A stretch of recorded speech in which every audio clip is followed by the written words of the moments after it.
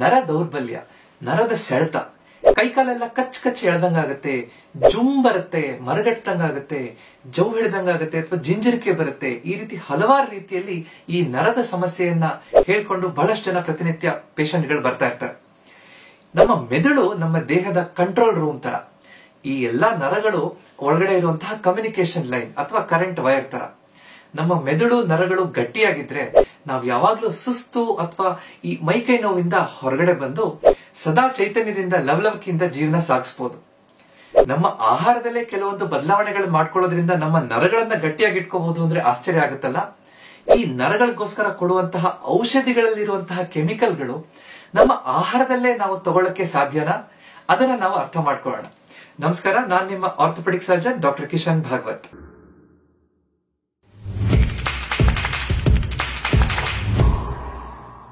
ಆಹಾರದಿಂದ ನರಗಳನ್ನ ನಾವು ಹೇಗ್ ಗಟ್ಟಿಯಾಗಿ ಇಟ್ಕೋಬೇಕು ಅಂತ ನಾವು ತಿಳ್ಕೊಳ್ಳಕ್ಕೆ 7 ಸುಲಭ ಅಂಶಗಳನ್ನ ನಾವು ಅರ್ಥ ಮಾಡ್ಕೊಳ್ಳೋಣ.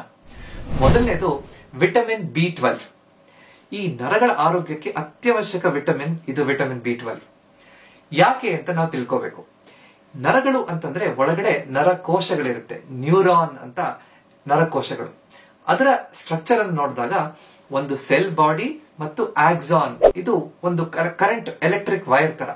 ಒಳಗಡೆ ಕಾಪರ್ ವೈರ್, ಮೇಲ್ಗಡೆ ಹೇಗೆ ಪ್ಲಾಸ್ಟಿಕ್ ಇನ್ಸುಲೇಷನ್ ಇರುತ್ತೋ ಅದೇ ರೀತಿ ಆಕ್ಸಾನಿಗೆ ಮೇಲ್ಗಡೆ ಮೈಲಿನ್ ಶೀತ್ ಅಂತ ಇನ್ಸುಲೇಷನ್ ಇರುತ್ತೆ. ಅದನ್ನ ಚೆನ್ನಾಗಿ ಮೇಂಟೈನ್ ಮಾಡಬೇಕು, ಕಾಪಾಡ್ಕೋಬೇಕು ಅಂದ್ರೆ ವಿಟಮಿನ್ B12 ಬೇಕೇ ಬೇಕು. ಅದೇ ತರ ಒಂದು ಸೆಲ್ ಇಂದ, ಒಂದು ನ್ಯೂರಾನ್ ನರಕೋಶದಿಂದ ಇನ್ನೊಂದು ನರಕೋಶಕ್ಕೆ ಒಂದು ಮೆಸೇಜ್ ಅನ್ನ ಕಳಿಸ್ಬೇಕು ಅಂತಂದ್ರೆ ಒಳಗಡೆ ನ್ಯೂರೋ ಟ್ರಾನ್ಸ್ಮಿಟರ್ ಅಂತ ಕೆಮಿಕಲ್ಗಳು ಬೇಕು. ಅದರ ಉತ್ಪತ್ತಿ ಆಗ್ಬೇಕು ಅಂತ ಅಂದ್ರೂ ಕೂಡ ಈ ವಿಟಮಿನ್ B12 ಅತ್ಯವಶ್ಯಕ. ಈ ವಿಟಮಿನ್ B12 ನಮ್ಗೆ ಹೇಗೆ ಆಹಾರದಿಂದ ಸಿಗುತ್ತೆ? ಮುಖ್ಯವಾಗಿ ಹಾಲು ಮತ್ತು ಹಾಲಿನ ಪದಾರ್ಥಗಳು, ಹಾಲು, ಮೊಸರು, ಚೀಸ್, ಪನೀರ್, ಇದರಲ್ಲಿ ಈ ವಿಟಮಿನ್ B12 ಇರುತ್ತೆ. ಅದರಲ್ಲಿ ಕ್ಯಾಲ್ಸಿಯಂ, ಪ್ರೋಟೀನ್ ಜೊತೆಗೆ ಇರೋದ್ರಿಂದ ನಮ್ಮ ನರಗಳ ಆರೋಗ್ಯಕ್ಕೆ ಈ ಹಾಲಿನ ಪದಾರ್ಥಗಳು ಅತ್ಯವಶ್ಯಕ, ಬೇಕೇ ಬೇಕು. ಅದರ ಜೊತೆಗೆ ಎಗ್ಗಳಲ್ಲೂ ವಿಟಮಿನ್ B12 ಇರುತ್ತೆ. ಈ ಮಾಂಸಾಹಾರ ತಿನ್ನೋರಲ್ಲಿ ಕೆಲವೊಂದಿಷ್ಟು ಮೀನುಗಳಲ್ಲಿ, ಸ್ಯಾಲ್ಮನ್, ಆಯಿಸ್ಟರ್ ಅಥವಾ ಶೆಲ್ ಫಿಶ್ ಗಳಲ್ಲಿ, ಅದೇ ತರ ಚಿಕನ್ ಅಲ್ಲೂ ಕೂಡ ಈ ವಿಟಮಿನ್ B12 ಜಾಸ್ತಿ ಇರುತ್ತೆ. ಆದ್ರೆ ಈ ಮಾಂಸಾಹಾರ ತಿಂದೇ ಇದ್ದವರು ಹೇಗೆ ವಿಟಮಿನ್ B12 ನ ತಗೋಬಹುದು? ಹಾಲಿನ ಪದಾರ್ಥದ ಅಲ್ಲದೆ ಜೊತೆಗೆ ಕೆಲವೊಂದಿಷ್ಟು ಫೋರ್ಟಿಫೈಡ್ ಫುಡ್ಸ್ ಅನ್ನ ತಗೋಬೇಕು. ಅಂದ್ರೆ ಕೃತಕವಾಗಿ ವಿಟಮಿನ್ B12 ಅನ್ನ ಕೆಲವೊಂದಿಷ್ಟು ಆಹಾರ ಪದಾರ್ಥಗಳಿಗೆ ಸೇರಿಸಿರ್ತಾರೆ. ಅಂದ್ರೆ ಬೆಳಿಗ್ಗೆ ತಿನ್ನುವಂತಹ ಕಾರ್ನ್ ಫ್ಲೇಕ್ಸ್ ಅಥವಾ ಓಟ್ಸ್ ಅಲ್ಲಿ ವಿಟಮಿನ್ B12 ಫೋರ್ಟಿಫೈ ಆಗಿದೆಯಾ ಅಂತ ನಾವು ನೋಡಬಹುದು. ಜೊತೆಗೆ ಯಾರು ಈ ಹಾಲನ್ನು ಕುಡಿಯಲ್ಲ ಅಥವಾ ನಾನ್ ವೆಜ್ ತಿನ್ನಲ್ಲ ಅಂತವ್ರಿಗೆ ವೀಗನ್ಸ್ ಅಂತ ಹೇಳ್ತೀವಿ, ಅಂತವರು ಉಪಯೋಗಿಸೋದು ಚೀಸ್ ಸಬ್ಸ್ಟಿಟ್ಯೂಟ್ ಆಗಿ ನ್ಯೂಟ್ರಿಷನಲ್ ಈಸ್ಟ್ ಅಂತ ಹೇಳ್ತಾರೆ. ಅದರಲ್ಲಿ ವಿಟಮಿನ್ B12 ಫೋರ್ಟಿಫೈ ಆಗಿರುತ್ತೆ. ಅದರ ಜೊತೆಗೆ ಕೆಲವೊಂದಿಷ್ಟು ಆರ್ಟಿಫಿಷಿಯಲ್ ಮಿಲ್ಕ್, ಅಂದ್ರೆ ಸೋಯಾ ಮಿಲ್ಕ್ ಆಗಿರ್ಬೋದು, ಆಲ್ಮಂಡ್ ಮಿಲ್ಕ್, ಓಟ್ ಮಿಲ್ಕ್, ಇದರಲ್ಲೂ ಕೂಡ ವಿಟಮಿನ್ B12 ಫೋರ್ಟಿಫಿಕೇಶನ್ ಆಗಿರುತ್ತೆ. ಸೊ ಅದೇ ಕಾರಣದಿಂದ ನಾವು ವಿಟಮಿನ್ B12 ಹೆಚ್ಚಾಗಿರುವಂತಹ ಆಹಾರ ಪದಾರ್ಥಗಳ ಬಗ್ಗೆ ಗಮನ ಹರಿಸಿದ್ರೆ ನಮ್ಮ ನರಗಳು ಚೆನ್ನಾಗಿ ಗಟ್ಟಿಯಾಗಿರ್ಲಿಕ್ಕೆ ಸಾಧ್ಯ. ನರದ ಆರೋಗ್ಯ ಚೆನ್ನಾಗಿ ಇಟ್ಕೊಳ್ಳೋಕೆ ಬೇಕಾಗಿರುವಂತಹ 2ನೇ ಮುಖ್ಯವಾದ ಅಂಶ ಒಮೆಗಾ 3 ಫ್ಯಾಟಿ ಆಸಿಡ್ಸ್. ಇದು ಚೆನ್ನಾಗಿದ್ರೆ ನಮ್ಮ ನರಕೋಶದ ಸುತ್ತ ಇರುವಂತಹ ಸೆಲ್ ಮೆಂಬ್ರೇನ್ ಚೆನ್ನಾಗಿರುತ್ತೆ.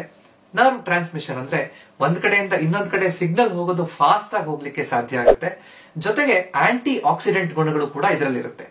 ಈ ಒಮೆಗಾ 3 ಫ್ಯಾಟಿ ಆಸಿಡ್ಸ್ ನಮ್ಗೆ ಆಹಾರದಲ್ಲಿ ಹೇಗೆ ಸಿಗುತ್ತೆ? ಸಸ್ಯಾಹಾರಿ ಮೂಲಗಳನ್ನ ನೋಡಿದ್ರೆ ಮುಖ್ಯವಾಗಿ ಇದು ಸಿಗುವಂತದ್ದು ಅಗಸೆ ಬೀಜ ಮತ್ತು ಚಿಯಾ ಬೀಜಗಳಲ್ಲಿ. ಅಗಸೆ ಬೀಜ, ಫ್ಲಾಕ್ಸ್ ಸೀಡ್ಸ್, ಮತ್ತು ಈ ಚಿಯಾ ಬೀಜ ಎರಡರಲ್ಲೂ ಕೂಡ ALA ಅಂದ್ರೆ ಆಲ್ಫಾ ಲಿನೋಲೆನಿಕ್ ಆಸಿಡ್ ಅನ್ನುವಂತಹ ಆ ಫಾರ್ಮ್ ಅಲ್ಲಿ ಇರುತ್ತೆ.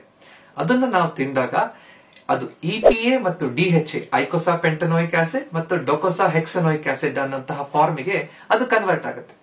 ನಮ್ಮ ಮೆದುಳು ನರಗಳಲ್ಲಿ ಇರುವಂತಹ ಮುಖ್ಯವಾದ ಅಂಗ ಅಥವಾ ಅದು ಮಾಡಿರುವಂತಹದ್ದು ಈ EPA ಮತ್ತು DHA ಇಂದ. ಅದೇ ಕಾರಣದಿಂದ ಈ ಅಗಸೆ ಬೀಜ ಮತ್ತು ಚಿಯಾ ಬೀಜವನ್ನ ಪ್ರತಿನಿತ್ಯ ನಾವು ಸೇವಿಸಿದ್ರೆ ನಮ್ಮ ನರಗಳಿಗೆ ಬಹಳ ಒಳ್ಳೆಯದು ಅಂತ ಹೇಳ್ತೀವಿ. ಅದನ್ನ ನಾವು ಪುಡಿ ಮಾಡಿ ಎರಡನ್ನು ಮಿಕ್ಸ್ ಮಾಡಿ ತಿನ್ಬಹುದು. 1 ಸ್ಪೂನ್ ಪ್ರತಿನಿತ್ಯ ತಿನ್ಬಹುದು. ಅದನ್ನ ಹುರ್ಕೊಂಡು ತಿನ್ಬಹುದು, ನೀರಿನಲ್ಲಿ ನೆನೆಸಿ ಉಪಯೋಗಿಸಬಹುದು, ಅಥವಾ ಅಗಸೆ ಬೀಜದ ಚಟ್ನಿ ಪುಡಿಯನ್ನು ಮಾಡಿ ತಿನ್ಬಹುದು. ಅದರ ಜೊತೆಗೆ ಕೆಲವೊಂದಿಷ್ಟು ಡ್ರೈ ಫ್ರೂಟ್ಸ್ ಗಳಲ್ಲೂ ಕೂಡ ಈ ಒಮೆಗಾ 3 ಫ್ಯಾಟಿ ಆಸಿಡ್ಸ್ ಇರುತ್ತೆ. ಮುಖ್ಯವಾಗಿ ವಾಲ್ನಟ್ ಅಥವಾ ಅಕ್ರೋಡ್ ಅಲ್ಲಿ. ವಾಲ್ನಟ್ ಅನ್ನ ತಿನ್ನೋದ್ರಿಂದ ಒಮೆಗಾ 3 ಫ್ಯಾಟಿ ಆಸಿಡ್ಸ್ ಜೊತೆಗೆ ನಮ್ಗೆ ಬೇಕಾಗಿರುವಂತಹ ಪ್ರೋಟೀನ್ ಜೊತೆಗೆ ಬೇಕಾಗಿರುವಂತಹ ಫೈಬರ್ಗಳು ಕೂಡ ಸಿಗುತ್ತೆ. ಅದೇ ರೀತಿ ಸಸ್ಯಾಹಾರಿ ಮೂಲಗಳನ್ನೇ ನೋಡ್ತಾ ಹೋದ್ರೆ ಕೆಲವೊಂದಿಷ್ಟು ಸೊಪ್ಪುಗಳಲ್ಲಿ ಬಸಳೆ ಸೊಪ್ಪು, ಈ ಪಾಲಕ್ ಸೊಪ್ಪಲ್ಲಿ ಈ ಒಮೆಗಾ 3 ಫ್ಯಾಟಿ ಆಸಿಡ್ ಸಿಗುತ್ತೆ. ನಾವು ಅಡಿಗೆ ಎಣ್ಣೆಯನ್ನು ನೋಡಿದ್ರೆ ಕೆನೋಲಾ ಎಣ್ಣೆಯಲ್ಲಿ ಅಡಿಗೆ ಮಾಡಿದ್ರೆ ಅದರಲ್ಲಿ ಒಮೆಗಾ 3 ಫ್ಯಾಟಿ ಆಸಿಡ್ಸ್ ಜಾಸ್ತಿ ಅಂತ ಹೇಳ್ತಾರೆ. ಅದರ ಜೊತೆಗೆ ಸೋಯಾ ಚಂಕ್ಸ್ ಅನ್ನ ಬೇಯಿಸ್ಕೊಂಡು ತಿನ್ಬಹುದು, ಅಥವಾ ಬೇರೆ ಪದಾರ್ಥಗಳಿಗೆ ತರಕಾರಿ ಜೊತೆಗೆ ಸೋಯಾಬೀನ್ ಅನ್ನ ನಾವು ಉಪಯೋಗಿಸಬಹುದು. ಅದನ್ನ ಬೇರೆ ಉಪ್ಪು ಖಾರ ಹಾಕೊಂಡು ಅದನ್ನ ಫ್ರೈ ಮಾಡ್ಕೊಂಡು ತಿನ್ಬಹುದು. ಏರ್ ಫ್ರೈ ಮಾಡ್ಕೊಂಡು ತಿಂದ್ರೆ ಬಹಳ ಉಪಯುಕ್ತ ಅಂತ ಹೇಳ್ತೀವಿ. ಇದ್ರ ಜೊತೆಗೆ ಮುಖ್ಯವಾಗಿ ಈ ಒಮೆಗಾ 3 ಫ್ಯಾಟಿ ಆಸಿಡ್ ಸಿಗುವಂತದ್ದು ಮೀನುಗಳಲ್ಲಿ, ಫ್ಯಾಟಿ ಫಿಶ್ ಅಂತ ಹೇಳ್ತೀವಿ. ಸ್ಯಾಲ್ಮನ್ ಮೀನು, ಮ್ಯಾಕ್ರೆಲ್ ಅಂದ್ರೆ ಬಾಂಗಡೆ ಮೀನು, ಸಾರ್ಡಿನ್, ಟ್ರೌಟ್, ಈ ರೀತಿಯಾದಂತಹ ಮೀನುಗಳಲ್ಲಿ ಈ ಒಮೆಗಾ 3 ಫ್ಯಾಟಿ ಆಸಿಡ್ಸ್ ಚೆನ್ನಾಗಿರುತ್ತೆ. ಈ ಮೀನುಗಳಲ್ಲಿ ಲೀನ್ ಪ್ರೋಟೀನ್ ಸಿಗುತ್ತೆ, ಒಮೆಗಾ 3 ಫ್ಯಾಟಿ ಆಸಿಡ್ಸ್ ಸಿಗುತ್ತೆ. ಸೊ ಅದೆರಡು ಕೂಡ ಈ ಫ್ಯಾಟಿ ಫಿಶ್ ಅಂತ ತಿನ್ನೋದ್ರಿಂದ ನರಗಳಿಗೆ ಒಳ್ಳೇದು ಅಂತ ಹೇಳ್ತೀವಿ. ಮೂರನೇ ಅಂಶ ಆಂಟಿ ಆಕ್ಸಿಡೆಂಟ್ಸ್ ಜಾಸ್ತಿ ಇರುವಂತಹ ಆಹಾರ ಪದಾರ್ಥಗಳು. ಈ ಫ್ರೀ ರಾಡಿಕಲ್ ಆಮ್ಲಜನಕ ದೇಹದಲ್ಲಿ ನರಗಳ ಮೇಲೆ ಬಹಳಷ್ಟು ಕೆಟ್ಟ ಪರಿಣಾಮ ಬೀರುತ್ತೆ. ಅದನ್ನ ತಡಿಬೇಕು ಅಂತಂದ್ರೆ ಕೆಲವೊಂದು ಆಹಾರ ಪದಾರ್ಥಗಳಲ್ಲಿ ನರಗಳ ವೀಕ್ನೆಸ್ ಅನ್ನ ಕಡಿಮೆ ಮಾಡಲಿಕ್ಕೆ, ನರಗಳು ಬೇಗ ವಯಸ್ಸಾಗದೇ ಇದ್ದಾಗ ನೋಡ್ಕೊಳ್ಳೋದಕ್ಕೆ, ಅಂದ್ರೆ ಮರವು ಈ ರೀತಿಯಾದಂತಹ ತೊಂದರೆಗಳು ಬರದೇ ಇದ್ದ ಹಾಗೆ ನರಗಳಲ್ಲಿರುವಂತಹ ಉರಿಯೂತವನ್ನ ಕಡಿಮೆ ಮಾಡಲಿಕ್ಕೆ ಈ ಆಂಟಿ ಆಕ್ಸಿಡೆಂಟ್ ಗುಣಗಳಿರುವಂತಹ ಆಹಾರ ಪದಾರ್ಥಗಳು ಉಪಯುಕ್ತ ಆಗುತ್ತೆ. ಯಾವ್ದ್ರಲ್ಲಿ ಸಿಗುತ್ತೆ? ಮುಖ್ಯವಾಗಿ ಹಣ್ಣುಗಳನ್ನು ನೋಡಿದ್ರೆ ಬೆರ್ರಿ ಹಣ್ಣುಗಳು, blueberry, raspberry, strawberry, blackberry, ಈ ಬೆರ್ರಿ ಹಣ್ಣುಗಳಲ್ಲಿ ಆಂಥೋಸಯಾನಿನ್, ಫ್ಲೇವನಾಯ್ಡ್ಸ್ ಮತ್ತು ವಿಟಮಿನ್ ಸಿ ಇದೆಲ್ಲದೂ ಕೂಡ ಆಂಟಿ ಆಕ್ಸಿಡೆಂಟ್ ಆಗಿ ಕೆಲಸ ಮಾಡಿಕೊಂಡು ನಮಗೆ ಬಹಳ ಉಪಯೋಗಗಳನ್ನು ಕೊಡುತ್ತೆ. ಅದರ ಜೊತೆಗೆ ರೆಡ್ ಗ್ರೇಪ್ಸ್ ಅಲ್ಲಿರುವಂತಹ ರೆಸ್ವೆರಟ್ರಾಲ್ ಅನ್ನುವಂತಹ ಕೆಮಿಕಲ್, ಅದೇ ರೀತಿ ಅವೊಕ್ಯಾಡೋ, ಇದರಲ್ಲೂ ಕೂಡ ಆಂಟಿ ಆಕ್ಸಿಡೆಂಟ್ ಗುಣಗಳಿರುತ್ತೆ. ಹಣ್ಣುಗಳ ನಂತರ ಡ್ರೈ ಫ್ರೂಟ್ಸ್ ಅಲ್ಲಿ ನೋಡೋದಾದ್ರೆ ಅಕ್ರೋಡ್ ಮತ್ತು ಬಾದಾಮ್, ಇದೆರಡರಲ್ಲೂ ಈ ಆಂಟಿ ಆಕ್ಸಿಡೆಂಟ್ ಗುಣಗಳಿರುತ್ತೆ. ಇದು ನಮ್ಮ ಹೃದಯಕ್ಕೆ, ನಮ್ಮ ನರಗಳಿಗೆ ಬಹಳ ಉಪಯುಕ್ತ ಅಂತ ಹೇಳ್ತೀವಿ. ಅದರ ಜೊತೆಗೆ ತರಕಾರಿಗಳನ್ನು ನೋಡೋದಾದ್ರೆ ಹೆಚ್ಚಿನ ಎಲ್ಲಾ ಸೊಪ್ಪಿನ ಪದಾರ್ಥಗಳಲ್ಲಿ, ಹಸಿರು ಸೊಪ್ಪುಗಳಲ್ಲಂತೂ ಎಲ್ಲದರಲ್ಲೂ ಈ ಆಂಟಿ ಆಕ್ಸಿಡೆಂಟ್ ಪ್ರಾಪರ್ಟಿಗಳು ಇದ್ದೇ ಇರುತ್ತೆ. ಸೊ ಪ್ರತಿನಿತ್ಯ ಸೊಪ್ಪಿನ ಒಂದು ಪದಾರ್ಥವನ್ನ ತಿನ್ನುವಂಥದ್ದು ನರಗಳಿಗೆ, ನರಮಂಡಲಕ್ಕೆ ಬಹಳ ಒಳ್ಳೆಯದು ಅಂತ ಹೇಳ್ತೀವಿ. ಅದರ ಜೊತೆಗೆ ಟೊಮ್ಯಾಟೋದಲ್ಲಿ, ಬೆಲ್ ಪೆಪ್ಪರ್ ಅಲ್ಲಿ, ಅದೇ ರೀತಿ ಅರಿಶಿಣದಲ್ಲಿ, ಟರ್ಮರಿಕ್ ಅಲ್ಲಿರುವಂತಹ ಕರ್ಕ್ಯೂಮಿನ್ ಕೂಡ ಆಂಟಿ ಆಕ್ಸಿಡೆಂಟ್ ಗುಣಗಳನ್ನ ಹೊಂದಿರುತ್ತೆ.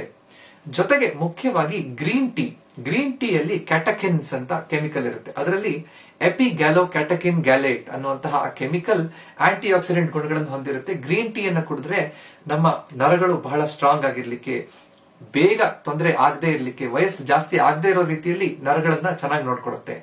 ಅದೇ ರೀತಿ ಡಾರ್ಕ್ ಚಾಕ್ಲೇಟ್ ಅಲ್ಲಿ ಹೆಚ್ಚು ಪಾಲಿಫಿನಾಲ್ಸ್ ಇರುತ್ತೆ, ಫ್ಲೇವನಾಯ್ಡ್ಸ್ ಇರುತ್ತೆ.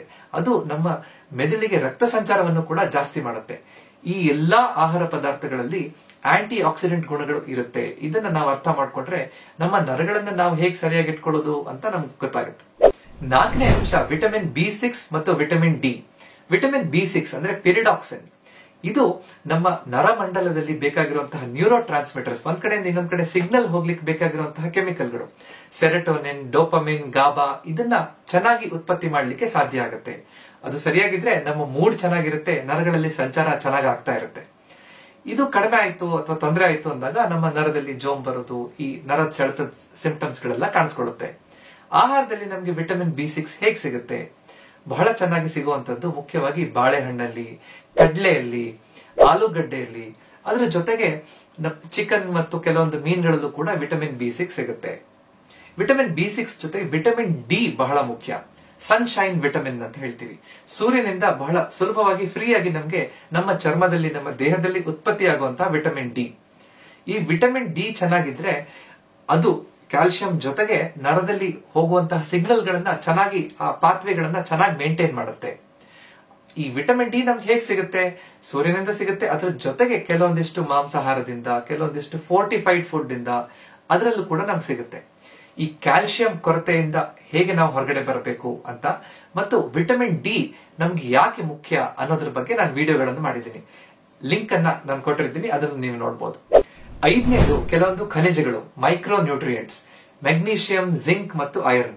ಈ ಮೆಗ್ನೀಷಿಯಂ, ಜಿಂಕ್ ನಮ್ಮ ಕ್ಯಾಲ್ಸಿಯಂ ಅಯಾನ್ಸ್ ಅನ್ನ ಸರಿಯಾಗಿ ರೆಗ್ಯುಲೇಟ್ ಮಾಡಿ ನರ ಕೆಲಸ ಮಾಡುವಾಗ ನೋಡ್ಕೊಳ್ಳುತ್ತೆ. ಮಾಂಸಖಂಡದಲ್ಲಿರುವಂತಹ ಸೆಳೆತ, ಕಾಲಲ್ಲಿರುವಂತಹ ಸ್ನಾಯು ಸೆಳೆತವನ್ನ ಕಡಿಮೆ ಮಾಡುತ್ತೆ. ಅದೇ ರೀತಿ ಐರನ್ ನಮ್ಮ ರಕ್ತದ ಪ್ರಮಾಣ ಹೆಚ್ಚು ಚೆನ್ನಾಗಿ ಮಾಡಿ, ಜೊತೆಗೆ ನರದ ಸಂಚಾರದಲ್ಲೂ ಕೂಡ ಹೆಲ್ಪ್ ಮಾಡುತ್ತೆ. ಅದೇ ಕಾರಣದಿಂದ ನಮ್ಗೆ ಮುಖ್ಯವಾಗಿ ಈ ಎಲ್ಲ ಖನಿಜಗಳು ಹೆಚ್ಚಾಗಿ ಸಿಗುವಂತದ್ದು ನಮ್ಮ ಗ್ರೀನ್ ಲೀಫಿ ವೆಜಿಟೇಬಲ್ಸ್ ಅಂದ್ರೆ ಹಸಿರು ತರಕಾರಿಗಳಲ್ಲಿ, ಹಸಿರು ಸೊಪ್ಪುಗಳಲ್ಲಿ ಅದನ್ನ ನಾವು ಹೆಚ್ಚೆಚ್ಚು ತಿನ್ಬೇಕು. ಬೀಜಗಳನ್ನ 1 ಸ್ಪೂನ್ ಬೀಜವನ್ನ ಪ್ರತಿನಿತ್ಯ ತಿನ್ನುವಂತದ್ದನ್ನ ನಾವು ನೋಡ್ಕೋಬೇಕು. 1 ಮುಷ್ಟಿ ಡ್ರೈ ಫ್ರೂಟ್ಸ್ ಅನ್ನ ತಿನ್ನೋದ್ರಿಂದ ಈ ಎಲ್ಲಾ ಖನಿಜಗಳು ನಮ್ಗೆ ಚೆನ್ನಾಗಿ ಸಿಗುತ್ತೆ. ಸಿರಿಧಾನ್ಯಗಳನ್ನ, ಇಡೀ ಧಾನ್ಯಗಳನ್ನ ತಿನ್ನೋದನ್ನ, ಆ ಅಭ್ಯಾಸವನ್ನು ಇಟ್ಕೊಂಡಾಗ ಬಹಳ ಚೆನ್ನಾಗಿ ನಮ್ಗೆ ಈ ಮೈಕ್ರೋ ನ್ಯೂಟ್ರಿಯೆಂಟ್ಸ್ ನಮ್ಮ ಆಹಾರದಲ್ಲಿ ಪ್ರತಿನಿತ್ಯ ಜೀವನದಲ್ಲಿ ತಿನ್ನೋದು ಬಹಳ ಸುಲಭ ಆಗ್ಬಿಡುತ್ತೆ. 6ನೇದು ಆಲ್ಫಾ ಲಿಪೋಯಿಕ್ ಆಸಿಡ್, ALA ಅಂತ ಹೇಳ್ತೀವಿ. ಇದು ಆಂಟಿ ಆಕ್ಸಿಡೆಂಟ್ ಗುಣಗಳನ್ನ ಹೊಂದಿರುತ್ತೆ. ಅಷ್ಟೇ ಅಲ್ಲದೆ ಬೇರೆ antioxidant vitamin C, vitamin E ಅದರ ಲೆವೆಲ್ಗಳನ್ನು ಕೂಡ ಇದು ಜಾಸ್ತಿ ಮಾಡುತ್ತೆ. ಇದನ್ನ ನಾವು ಸರಿಯಾದ ರೀತಿಯಲ್ಲಿ ತಗೊಂಡಾಗ ಪೆರಿಫೆರಲ್ ನ್ಯೂರೋಪತಿ, ಕೈಯಲ್ಲಿ, ಬೆರಳ ತುದಿಗಳಲ್ಲಿ, ಪಾದದಲ್ಲಿ, ಬೆರಳ ತುದಿಗಳಲ್ಲಿ ಬರುವಂತಹ ಜೋಮ್ ಬರುವಂತಹದ್ದು, ಚುಚ್ಚದಂಗ ಆಗುವಂತದ್ದು, ಡಯಾಬಿಟಿಸ್ ಅಲ್ಲಿ ಪಾದದಲ್ಲಿ ಉರಿ ಬರುವಂತದ್ದು, ಈ ಎಲ್ಲಾ ತೊಂದರೆಗಳನ್ನ ನಾವು ಸರಿಪಡಿಸಬಹುದು ಅಥವಾ ಕಡಿಮೆ ಮಾಡಬಹುದು. ಇದು ನಮ್ಗೆ ಆಹಾರದಲ್ಲಿ ಬಹಳ ಚೆನ್ನಾಗಿ ಸೊಪ್ಪುಗಳಲ್ಲಿ ಸಿಗುತ್ತೆ, ಜೊತೆಗೆ ಬ್ರೊಕೋಲಿಯಲ್ಲಿ ಸಿಗುತ್ತೆ, ಆಲೂಗಡ್ಡೆಯಲ್ಲಿ ಸಿಗುತ್ತೆ, ಮತ್ತು ಮಾಂಸಾಹಾರದಲ್ಲಿ ಆರ್ಗನ್ ಮೀಟ್, ಲಿವರ್ ಅಲ್ಲಿ ಇದು ಚೆನ್ನಾಗಿ ಸಿಗುತ್ತೆ. ಈ ಆಲ್ಫಾ ಲಿಪೋಯಿಕ್ ಆಸಿಡ್ ಮತ್ತು ನಾನು ಹೇಳಿದಂತಹ ಎಲ್ಲಾ ಕೆಮಿಕಲ್ಗಳು ಕೂಡ ನಾವು ಈ ನರ್ವ್ ಪ್ರಾಬ್ಲಮ್ ಇದ್ದಾಗ, ನರದ ಸಮಸ್ಯೆ ಇದ್ದಾಗ ಮಾತ್ರೆ ರೂಪದಲ್ಲಿ, ಔಷಧಿ ರೂಪದಲ್ಲಿ ಕೊಡ್ತೀವಿ. ಬಹಳ ಚೆನ್ನಾಗಿ ನಾವು ಇದನ್ನ ಸರಿಯಾಗಿ ಅರ್ಥ ಮಾಡ್ಕೊಂಡ್ಬಿಟ್ರೆ ಹೇಗೆ ನಮ್ಮ ಆಹಾರದಲ್ಲೇ ನಾವು ಇದನ್ನ ತಗೊಳ್ಬಹುದು, ಸೇವಿಸಬಹುದು ಅಂತಂದಾಗ ಮಾತ್ರೆಗಳು ತಗೊಳ್ಳುವಂತಹ ಅವಶ್ಯಕತೆನೇ ಬೀಳೋದಿಲ್ಲ. 7ನೇದು ಮತ್ತು ಕೊನೆಯದು ಕೋಎನ್ಸೈಮ್ Q10. ಇದು ನರದಲ್ಲಿರುವಂತಹ ಶಕ್ತಿಯನ್ನ ಜಾಸ್ತಿ ಮಾಡ್ಲಿಕ್ಕೆ ಉಪಯೋಗ ಆಗುತ್ತೆ. ಅದರಲ್ಲಿ ಆಂಟಿ ಆಕ್ಸಿಡೆಂಟ್ ಗುಣಗಳು ಇರುತ್ತೆ. ನ್ಯೂರೋಪತಿ, ನರದ ವೀಕ್ನೆಸ್ ಇದ್ದಾಗ, ಲೈಂಗಿಕ ಸಮಸ್ಯೆ ಇದ್ದಾಗ ಕೂಡ ಇದನ್ನ ಉಪಯೋಗ ಮಾಡ್ತೀವಿ. ಈ ಕೋಎನ್ಸೈಮ್ Q10 ನಮ್ಗೆ ಇಡೀ ಧಾನ್ಯಗಳಲ್ಲಿ, ಸಿರಿಧಾನ್ಯಗಳಲ್ಲಿ, ಸೋಯಾಬೀನ್ ಅಲ್ಲಿ, ಮಾಂಸಾಹಾರದಲ್ಲಿ ತಗೊಂಡ್ರೆ ಕೆಲವೊಂದು ಫ್ಯಾಟಿ ಫಿಶ್ ಅಲ್ಲಿ ಮತ್ತು ಆರ್ಗನ್ ಮೀಟ್ ಅಲ್ಲಿ ಇದು ಬಹಳ ಚೆನ್ನಾಗಿ ಸಿಗುತ್ತೆ. ಆದ್ರಿಂದ ಇವತ್ತು ನಾವು ಹೇಗೆ ನಮ್ಮ ನರದ ಸಮಸ್ಯೆ ಇದ್ದಾಗ, ನರದಲ್ಲಿ ಒತ್ತಡ ಇದ್ದಾಗ, ತೊಂದರೆ ಇದ್ದಾಗ ಕೆಲವೊಂದು ಆಹಾರಗಳನ್ನ ಸರಿಯಾದ ರೀತಿಯಲ್ಲಿ ನಾವು ತಗೊಳ್ಳೋದ್ರಿಂದ ಆ ನರದ ಚೇತರಿಕೆಯಲ್ಲಿ ಪೂರಕವಾಗುತ್ತೆ, ಹೇಗೆ ಬೇಗ ನಾವು ಅದರಿಂದ ಗುಣಮುಖರಾಗಬಹುದು ಅಂತ ತಿಳ್ಕೊಂಡಿದೀವಿ. ಈ ವಿಡಿಯೋ ನಿಮ್ಗೆ ಇಷ್ಟ ಆಗಿದ್ರೆ ದಯವಿಟ್ಟು ಇದನ್ನ ಲೈಕ್ ಮಾಡಿ ಮತ್ತು ನಿಮ್ಮ ಅಕ್ಕಪಕ್ಕದವ್ರ ಜೊತೆ, ಗೊತ್ತಿರೋರ ಜೊತೆ ಇದನ್ನ ಶೇರ್ ಮಾಡಿ. ಹೆಚ್ಚಿನ ಇದೇ ರೀತಿಯಾದಂತಹ ವಿಡಿಯೋನ ನೋಡ್ಬೇಕು ಅಂತಂದ್ರೆ ನನ್ನ ಚಾನೆಲ್ ನ ಸಬ್ಸ್ಕ್ರೈಬ್ ಮಾಡಿ. ಯಾಕಂದ್ರೆ ನಮ್ಮ ಆರೋಗ್ಯ ನಮ್ಮ ಕೈಯಲ್ಲಿದೆ, ಅದನ್ನ ಸರಿಯಾಗಿ ಇಟ್ಕೊಳ್ಳೋದು ನಮ್ಮ ಕರ್ತವ್ಯ. ನಮಸ್ಕಾರ.